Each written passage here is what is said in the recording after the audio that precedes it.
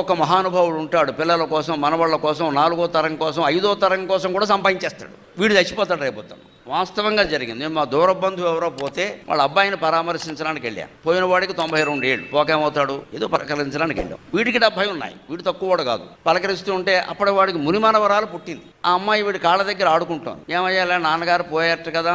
అవునయ్యా అని అన్నాడు. ఆ విషయం మీద దానికి ఏమి చింత ఏం లేదు, ఊరికే నేను వెళ్ళాను అంతే, అనవసరంగా అని చెప్తే ఆయన వ్యాపారం చేస్తూ ఉంటాడు. అందుకని వ్యాపారం బాగుందా, ఏదో అడగాలి కదా. ఆరోగ్యం బాగుందా అనడానికి ఏం లేదు, అన్ని వ్యాధులు ఉన్నాయి వాడికి, తెలుస్తూనే ఉంది. అందుకని వ్యాపారం బాగుందా అన్న. ఇంకా దీనికోసం సంపాదించాలయ్యా అని అన్నాను. మునిమానవరాల కోసం సంపాదిస్తాడా? అయ్యి బాబోయ్, ఎంత అజ్ఞానంలో ఉన్నారు జనం అనుకున్నాను. చివరికి ఏమిటంటే నేను పలకరించి వచ్చేసాను, అంతా అయిపోయింది. విచిత్రం అండి, 10 రోజుల్లో నాకు కబురు వచ్చింది, వీడు పోయాడు. నమశివాయ. ఇప్పుడు మునిమానవరాల కోసం ఎవడు సంపాదిస్తాడు? ఇవి భగవంతుడికి కావాలా? పైగా 100 రోగాలు ఒంట్లో ఉన్నాయి కదా, ఎప్పుడు పోతామో తెలియదు కదా, భగవన్నామస్మరణ చేసుకుందామని లేదా, ఇంకా కాళ్ళ దగ్గర చిన్న